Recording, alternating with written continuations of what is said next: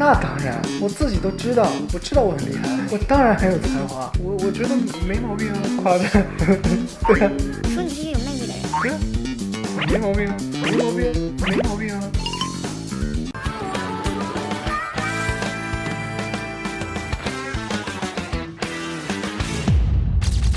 Hello， 吃瓜不吐香蕉皮的朋友们，大家好，我是华晨宇。当初花花为什么想来参加《王牌对王牌》这个节目？王牌的导演找到我，我本来一开始是有点担心我会不会没有那么好的综艺感。那个导演也说，其实我在这个团队里边，我负责一些才艺的一些担当，然后那我就觉得，哎，好像这个我还是可以做的。有一个王牌 P 图大赛吗？不是，你还发了微博了，你说想让粉丝把你 P 成超级英雄，你自己最想成为哪个超级英雄？我想成为什么超级？齐木楠雄。为什么？因为我觉得他拥有了所有你能想象到的超能力。花花在《王牌对王牌》里有一个很惊人的表现，就是听出很多倒放的歌曲。那个吉祥三宝五环啊，五环之歌。这件事难度有多大？是怎么做到的？其实非常非常难，因为我自己其实并没有特别大的把握，能够每一次都把所有的歌能倒放听出来，也是运气好。一般有实力的人都说运气好啊。首先这个歌一定要有特点，我会根据它的编曲和它的音色来去判断这个歌是大概是一个什么风格，然后就不断做排除法。有人问花花最近网购的一件东西是什么？真的好认真在想。我很久没网购了，我要想一想。那你最近花的一笔钱是干嘛了？吃东西啊。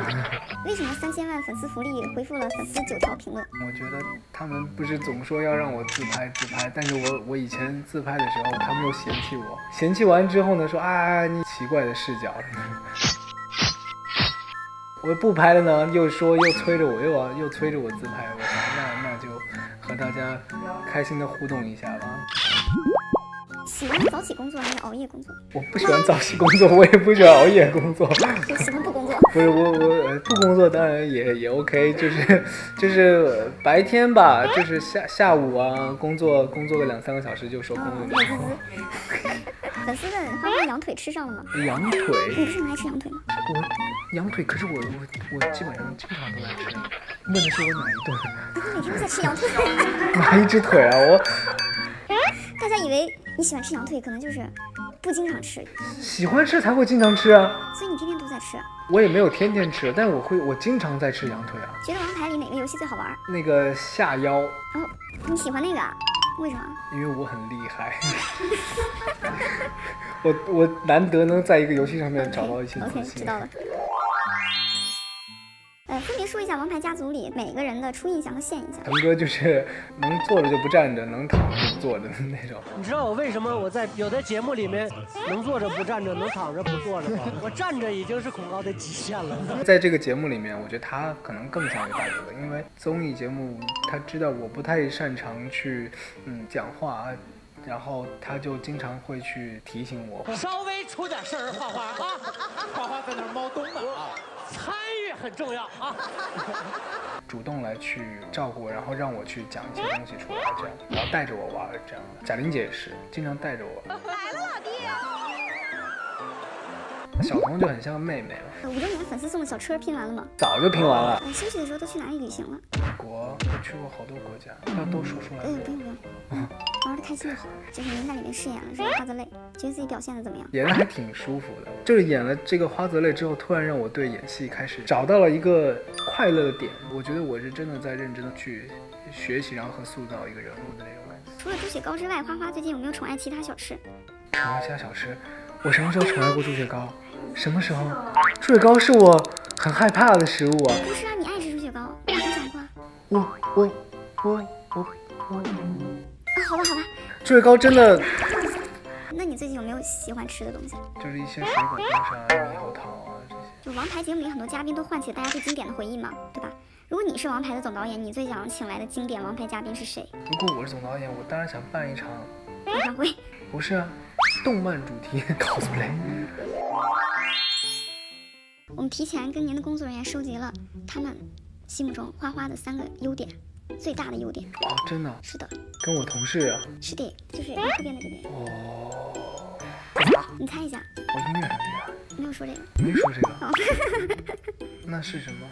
就是你想一想，你平常你在工作人员心中的表现是什么样的？他们会讲你什么优点？没有。屌。没有。能吃能睡。没有。想想你工作的时候。哪有人自己夸自己啊？你快讲了。就是让你夸自己啊。我怎么知道我有什么优点啊？有一个同事讲花花很职业。职业？对。那当然。你可以猜一下哪位同事讲的你？肯定我经纪人。他就说你身上有一种分寸感。分寸啊？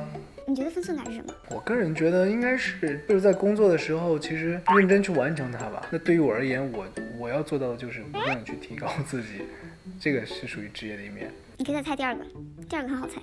很好猜。对你身上最大的标签，你想一想。有才华。哇 ，bingo，对了。猜对了吧？一个字儿都不差。就是有才华。那当然，我自己都知道，我知道我很厉害，我当然很有才华。哪有人自己夸自己啊？对，你可以猜一下第三个，大家夸你的。夸我的？对。喂，这个太明显了。真的？对啊。你能不能给我缩小范围？外貌？是的，外貌。外貌啊？对啊。腿。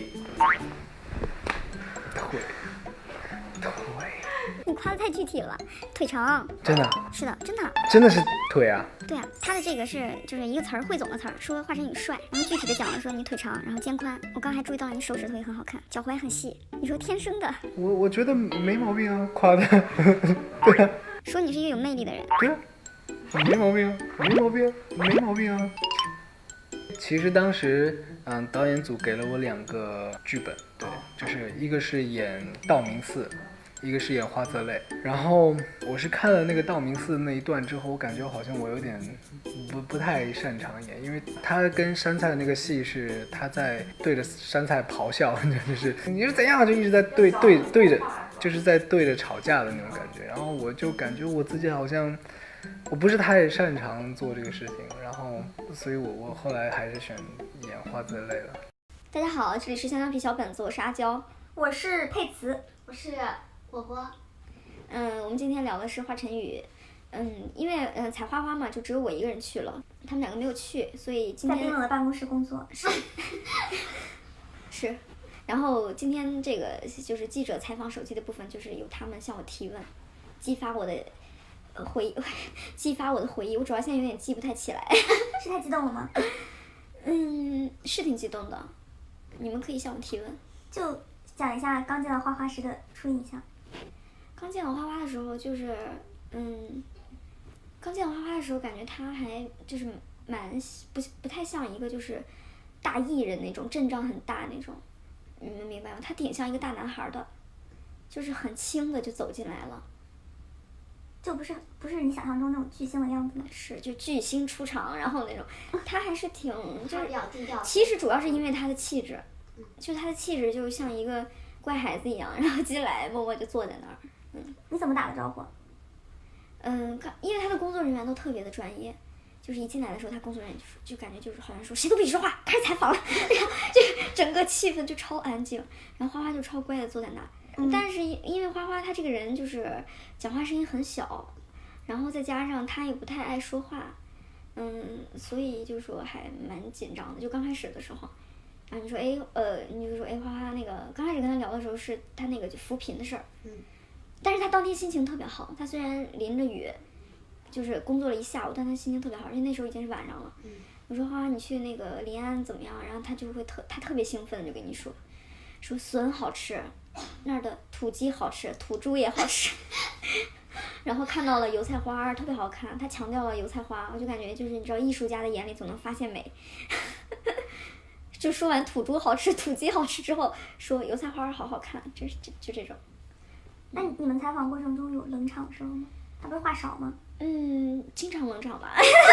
你尴尬死了吗？不是那种冷场，就是因为整个氛围大家都超级的认真的对待，你知道吗？就是，但是到后来的时候聊开了一些，然后他的工作人员在后面也是笑得很开心，这种就是稍微好一些。而且花花是那种就是，脑回路有点跟一般的男孩子，不是正常的男孩子啊，这句话讲错了。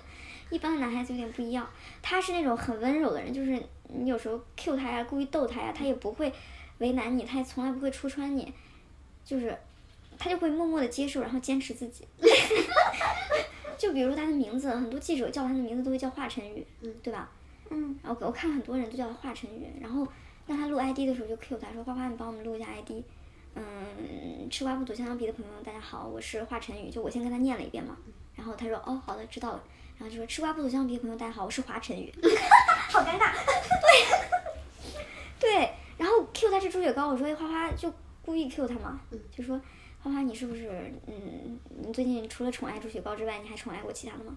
然后他就吓到结巴，他说我什么时候宠爱过猪血糕？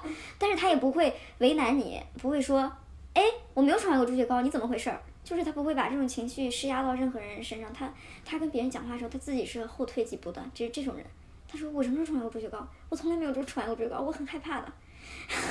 他是这样的一个人，我发现，就你跟他聊天的时候，即使是你不小心，就是一不小心逗他一下呀，或者是干嘛，他是不会说把任何情绪加在对方身上，他会自己是比较很温柔的过渡一下，我觉得他是这样的一个人，而且他回答问题跟其他成熟艺人有很大的不同，就是因为他也出道6年了嘛，是吧？就是他回答问题就是有一说一，你问他什么他都全盘托出，全盘讲出来。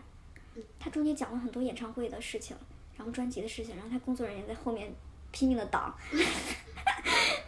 然后问他去哪个国家旅游了，他也就是特别老实，说都要讲出来吗？这种，然后就像一个学生一样的，就很真诚，他去哪玩了最近？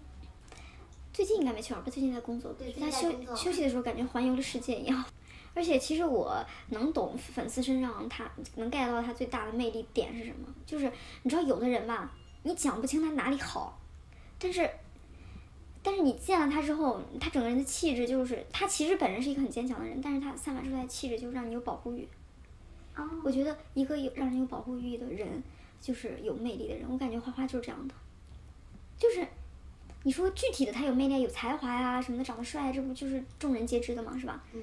什么唱功好啊什么的，歌好听啊，我觉得这大家都知道。但是你要讲出具体你爱他爱到要死要活的魅力是啥，我之前不太理解他的粉丝，但我见了他的第一眼，我就突然就理解了，就跟他聊下来，我就突然理解了。我感觉就是这种，你道不明讲不清的这种让人有保护欲，就想照顾他的这种感觉，你们懂不懂？我们想懂。我感觉好像有才华的人身上都有这种东西。也不因为有才华的人都比较随性，然后很多人生活不太能自理，不是这段掐掉，就是不是特别能够把心思花在别的事儿身上，是吧？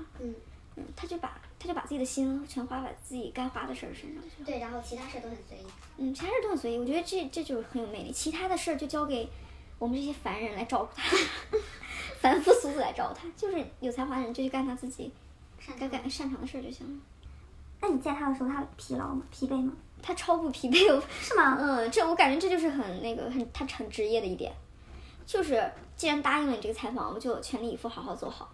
每一个问题都讲得特别多。我之前有担心他就是不善言辞，讲话不多，但是你问他的每一个问题，他都努力在讲话，讲很多。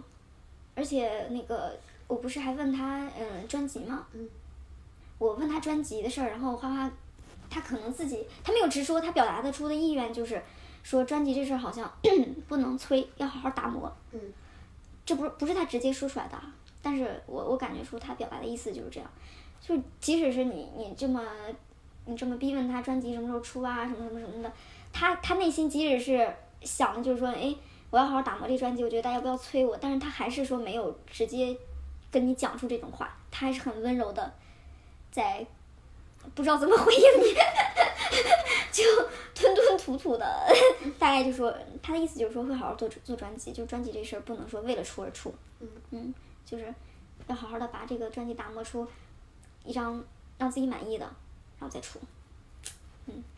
他经纪人有一句话讲的特别到位，就是我就问他，让我印象特别深刻，因为他经纪人说花花有一个优点是职业，然后我就不太理解这个词儿，我说职业，因为大部分人都说一个艺人敬业还是专业是吧？他说职业，我说是不是敬业的意思？然后他经纪人斩钉截铁地说敬业是应该的，敬业没什么值得可夸的。他说每个艺人都应该敬业啊，这是应该的。这句话我还蛮震撼的。那他解释的，他说职业到底是？他职业就是有分寸感，就是拿到什么样的工作你就努力在这个工作上好好的表现，好好的进步。就比如说歌手是花花的主业，但是你既然答应了录制王牌，是吧？你可能相对于唱歌来说，综艺你并没有那么擅长，但是花花还是在这个综艺上好好的表现，尽自己最大的努力，展现给大家。然后拍杂志也是，就是他其实杂志拍的不多，对吧？你既然接到了这个工作，那你也要好好的把它完成下来。他是一个工作和生活分得比较开的人吗？超开。超开吗？对对对，我还想讲华晨宇一个特别可爱的点，因为我不是问他，我说你喜欢早起工作还是熬夜工作？华晨宇说不工作最好。这是我们所有人的愿望。对，然后我说这个小孩儿也太实诚了。好真实啊！然后一般的艺人都会讲早起或者熬夜嘛，一般艺人都会讲熬夜工作。对。然后而且花花下一句接的更经典。然后他说那个不工作最好了，哈哈哈哈。然后笑了几声之后，然后他又讲出一句话，他说最好是那种下午。工作2-3个小时收工的，然后我心想，我说还有零有整了，然后超美滋滋的讲出这句话，我就说，给自己规划的挺好。他身后的工作人员都握紧了拳头。对，他给自己规划的还是有零有整的，就是完美的一天，就要不然不工作，要不然就是那种下午2-3点收工。那我希望花花开个公司，我想去。其实我觉得他现在的状态就挺自在的。他一直好像就是这样的。是吗？出道到现在。他有过那种就是比较焦虑、压力大的时候吗？有。是吗？我反正现在的状态不像，我觉得他现在就是很开心。还有没有什么就是你们聊的特别好的，但是没有剪进正片里的东西？他聊了特别多那个动漫，就他不是宅男吗？他喜欢特别多的动漫。然后我不是问他说那个最喜欢的超级英雄是谁吗？他说齐木楠雄。我听到之后就装作知道的样子。这个好像剪进去了。对，这剪进去了。但是其实我不知道齐木楠雄是谁，我是回来查了一下我才知道，齐木楠雄是那个绿眼睛的小人儿。因为我也不看人动漫，然后我就花说他喜欢齐木楠雄，我说哦他呀。好一个好多女的。对，然后他就顺势给我说了好多动漫，我又装作知道的样子。然后拍立得的时候，拍立得的时候就让他坐沙发上，就随便摆2个姿势就拍了。他的工作人员拍的。然后说花坐好，他也坐好，然后就拍了。换个姿势。而且我实名认证一下，花花的脚踝真的特别好看。是吗？他特别适合露脚踝，然后穿那种皮鞋，特别好看，特别细，他的腿又细又长，脚踝也骨节分明。听说手也很好看。手是挺好看的，就是一看就是一双有才华的手。这个可能经常就弹钢琴，他是不是就会好一点？应该是。我这双手就弹棉花的手。他发量很多是吗？发量那个造型好像也经常换，看就是。他没有植发的烦恼。他是我们结束采访之后，他马上就上去。彩排了，因为你是彩排间隙。是的，因为第2天要录王牌。行程很忙。对，因为他们王牌就是录一个节目嘛，他们提前要准备的东西还挺多的，提前要准备表演，各自彩排各自的表演，然后试妆啊、造型啊这些东西都要提前准备，然后再开录。开录的话还录特别久，特别辛苦，还得熬夜什么的。很多观众理解的就录一下节目就那一下完事儿，其实不是，你准备的歌啊、才艺啊，你提前都得彩排一下、唱一下这种。对，他还有表演，尤其他第一次接触表演，就是应该很紧张吧？他也。其他的，因为现在王牌收视率特别好，10连冠嘛。对。然后花花这个人也是非常可爱，一个人最有魅力的地方就是让人产生保护欲。